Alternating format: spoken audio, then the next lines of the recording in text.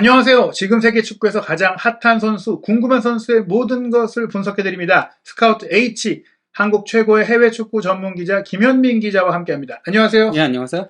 히샬리송 선수 이야기를 계속 나누고 있는데요. 아무래도 올해는 2022 카타르 월드컵이 열리는 해이기 때문에 월드컵 전망과 또 월드컵에 참가하는 선수들의 세부적인 대표팀 커리어를 분석해드리도록 하겠습니다. 토트넘 허스퍼에서 손흥민 선수와 함께 공격 조합을 이루게 된 히샬리송 선수, 사실 6월 2일에 브라질 대표팀이 한국에 와서 맞대결도 치렀고 당시에 손흥민 선수와도 우정을 나누는 모습도 있었기 때문에 많은 분들이 히샬리송 선수가 익숙할 것 같아요. 우선 히샬리송 선수 브라질 대표팀 커리어 전체적으로 살펴보겠습니다. 네. 어린 시절 유망주는 아니었다 보니까 연령별 대표 경력은 좀 적을 것 같은데요. 네, 그러다 보니까 이제 처음이 20세 이하 그러니까 브라질 대표팀이었죠. 보통 17세 단계부터 많이 네. 뽑히곤 하는데 그때는 무명이었죠. 네, 그러다 보니까 2016년 9월 1일에 처음으로 이제 20세 이하 대표팀에 승선을 했었고요.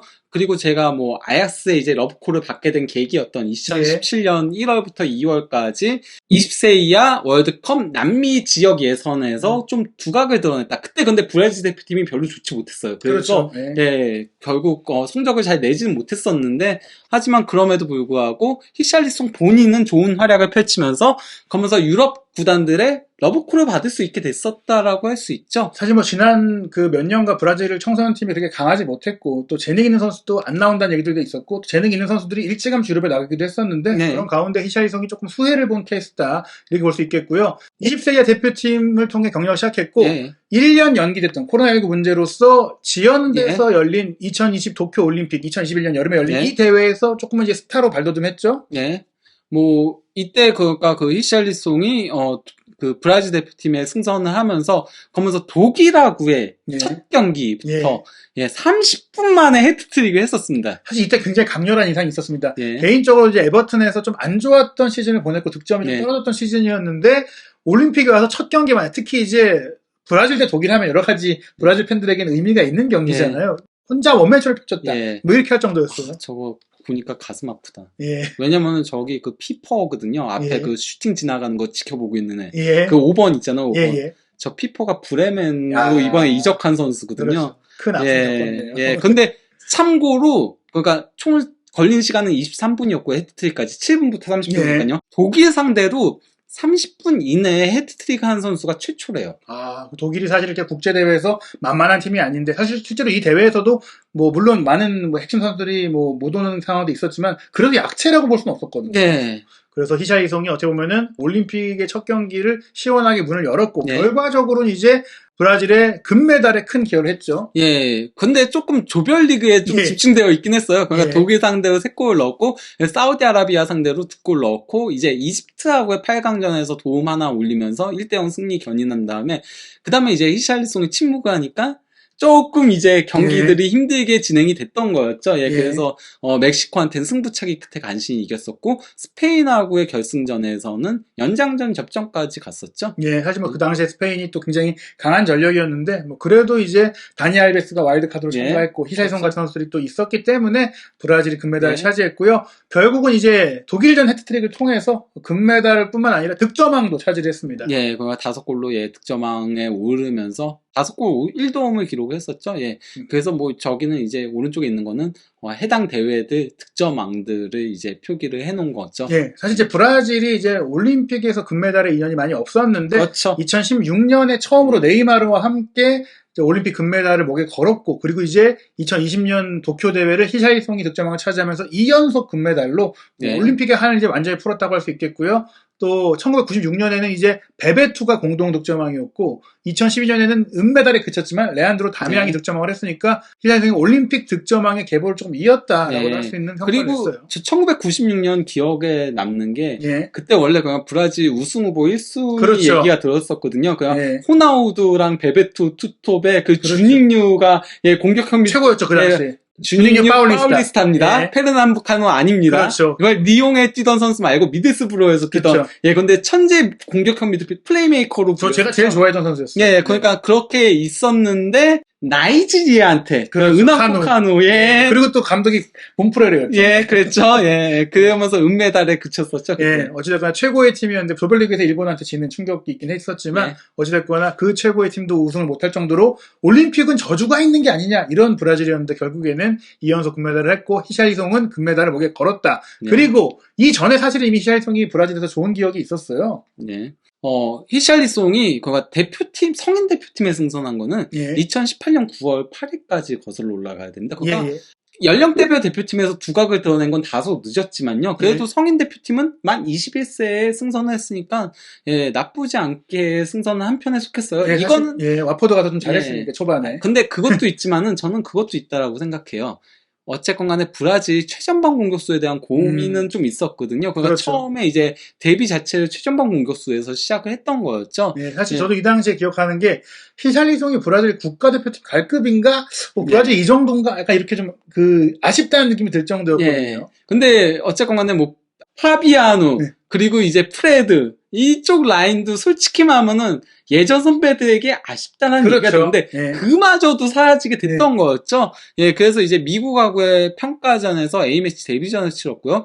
그 다음에 이제 엘살바도르하고의 A매치 두 번째 경기에서 2골 1도움을 올리면서 그러면서 얘 쓸만하겠는데? 이렇게 됐었죠. 이를 기점으로 이제 그 A매치 첫 10경기에서 5골 4도움을 올리면서 예. 예, 상당히 준수한 활약을 펼쳤습니다. 10경기에서 9개 공격 포인트 올렸으니까 이 정도면 테스트 예. 통과다. 이렇게 좀 얘기를 들을 만한 예. 기록이었습니다. 2019 그 코파 아메리카 명단에 이름을 올리게 됐죠. 예, 뭐 이 정도의 그 기세라면 사실 대표팀에 안 뽑는 게 이상한 예. 상황이었기 때문에 남미 최강을 가리는 코파 아메리카 최종 엔트리에 승선을 했습니다. 이게 그러니까 그 주변 예. 가족이랑 뭐 이런 사람들이랑 같이 이제 그 발표를 지켜보는 거거든요. TV를. 사실 이 영상. 이럴 정도로 히샬리송이 예. 원래 보통은 브라질 대표 선수들이 엔트리 드는 거를 막 예. 관심을 갖고 이렇게 찍지 않잖아요. 예. 본인도 브라질 대표팀에 지금 들어가서 활약한 것이 너무나 놀라웠는데 코파까지 내가 나가? 이럴 정도로 아직은 좀 선의전 예. 선수였다. 근데 이제 막 선수들 이름 하나하나 호명되는데 예. 막 제스 나오고 막 이런데 막 입을 막 예. 다시더라고요. 막 입이 마르는지 막 이러다가 그러니까 막 다 같이 막 이러면서 막 기뻐하는 이런 영상이 나오거든요. 예. 미리 언제를 안 주고 당일 방송 발표를 통해서 승선을 하게 됐고요. 예. 그렇게 해서 코파 아메리카에 참가를 했고 또 좋은 성과를 냈습니다. 그러니까 원래는 처음에는 코파 아메리카 2019 이때 최전방 공격수 주전이 제수스였고요. 예. 히샬리송은 오른쪽 윙 주전이었어요. 왜냐면은 이때 그 네이마르가 부상으로 빠져가지고 그렇죠. 예, 그래서 에벨통이 왼쪽 윙포워드 섰었거든요. 예. 이렇게 공격진을 구성을 했었는데 솔직히 말하면은 히샬리송이 주전으로 나왔는데 첫 두 경기에서 안 좋았어요. 그쵸. 굉장히. 예. 예, 굉장히 부진해가지고 페루전에는 아예 벤치로 앉았었고요. 그리고 파라과이하고의 8강전에서 좀 이제 질병이 있어가지고 빠졌는데 이때 제수스가 오른쪽 윙으로 보직을 변경을 했는데 여기서 제수스가 빵 터졌습니다. 그렇죠. 그래서 토너먼트에서 연달아서 골 넣으면서 대회 득점왕에 제수스가 올라갔었거든요. 그러면서 자리가 없었는데 하지만 그럼에도 페루하고의 결승전에서 경기 종료 15분을 남기고 교체 출전해가지고 경기 종료 직전에 예. 골 넣으면서 이제 3대1 승리에 기여를 했죠. 개인적으로는 아쉬웠던 대회라고 할 수 있겠지만 결과적으로는 결승전에서 골을 넣었기 네. 때문에 임팩트를 남겼고 명예회복 좀 했다. 네. 그리고 우승도 경험했다. 예, 뭐 그렇다고 할 수 있는 거죠. 그래서 이제 이 우승 이후 이제 도쿄올림픽 금메달까지 하면서 결국에 이제 본인이 브라질 대표팀에서의 커리어를 잘 만들어갔는데 사실 이 코파 아메리카 대회의 부진이 이후에도 좀 이어지긴 했잖아요.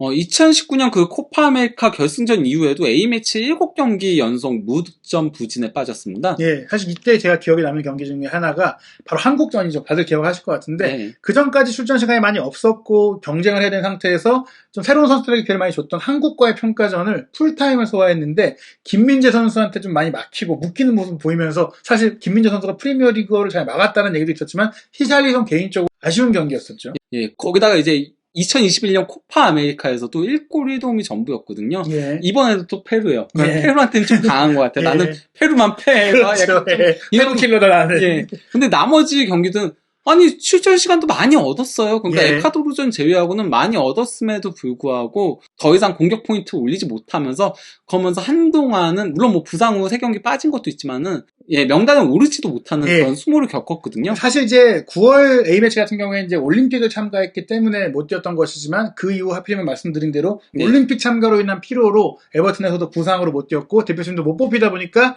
이제 여러 가지 이유가 겹치면서 결국엔 대표팀에 네. 밀려나는 상황이 됐어요. 그것도 이제 월드컵 예선이었던 거잖아요. 그렇죠. 예.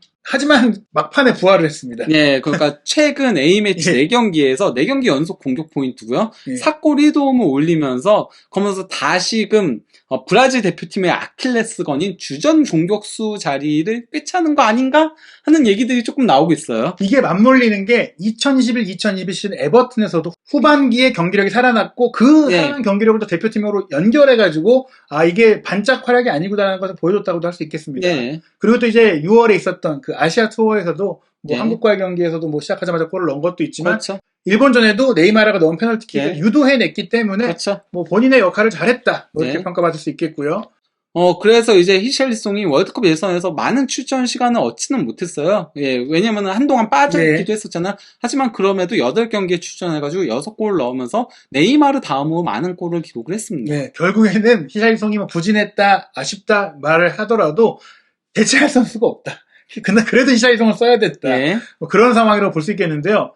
하지만 이 카타르 월드컵 본선은 히샬리송이 확실히 뛸 수 있을지에 대해서 좀 미칠 수가 있는 것 같아요. 예. 무엇보다 이제 6월 A매치에서도 확인을 했지만 브라질의 공격 라인 구성 어떻게 내세울 것인가 또 네이마르를 예. 어떻게 쓰는 게 좋을 것인가 비니시우스가 지금 포텐이 터졌는데 어떻게 예. 쓸 것인가 고민이 많죠? 그렇죠, 예. 그러니까 일단은 이게 가장 많이 쓰던 포메이션이긴 해요. 예. 예, 그러니까 히샬리송이 최전방 공격수에 서고 네이마르, 하피냐가 좌우 윙포워드에 서고 그리고 이제 카세미르를 중심으로 파케타하고 프레드가 역삼각형 형태로 중원을 구축을 하고 좌우 풀백에 이제 산드로하고 아우베스 그리고 중앙 수비수에 티아고 실바하고 마르키뉴스 그리고 골키퍼 알리송 이렇게 가장 많이 쓰기는 했거든요. 예. 하지만은 가장 많이 썼다라고 보기도 힘들어요. 히샬리송 같은 경우는 약간 예. 좀 많이 나오진 못했었어요. 근데 제수스가 예. 무득점이었어요. 그렇죠. 2019년 이후로 대표팀에서 골이 없거든요, 제수스가. 게다가 이제 전방 공격수에서의 역할이 조금 아쉽다는 얘기들이 많이 나오고 있고 맨시티에서도 사실 주전 선수로 못 뛰다 보니까 브라질 대표팀의 주전 9번 자리를 쓰기에는 예. 좀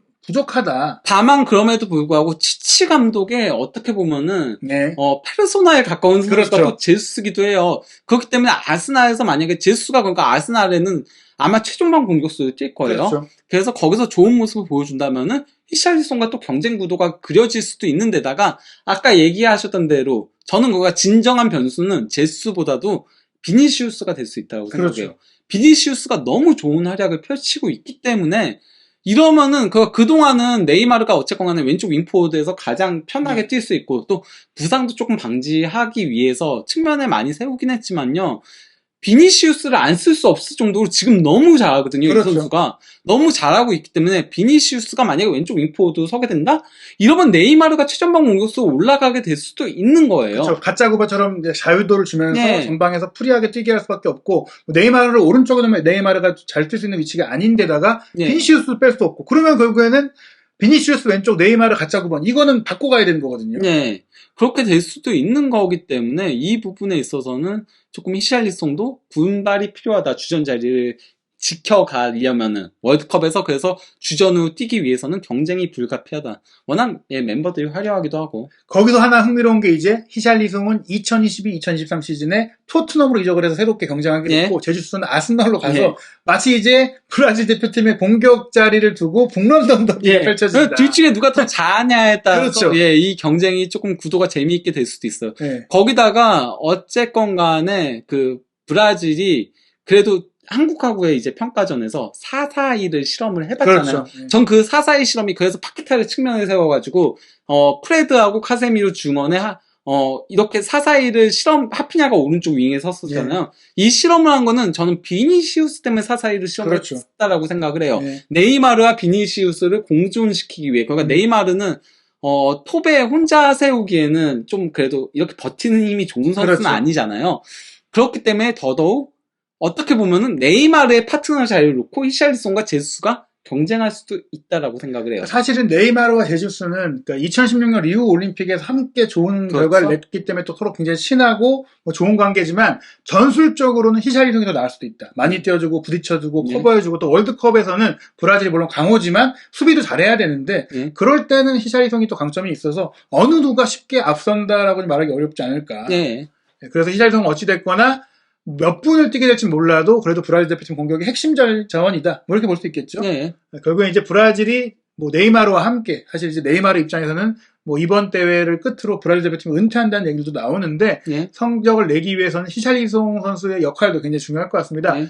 저희가 이제 네이마르 편에서도 브라질 대표팀에 대한 전망을 해봤지만 히샬리송을 주전으로 쓰는 상황으로 가정했을 때 뭐 이런 전술을 쓴다고 했을 때 어떤 정도의 전력이 예상된다고 볼 수 있겠나요?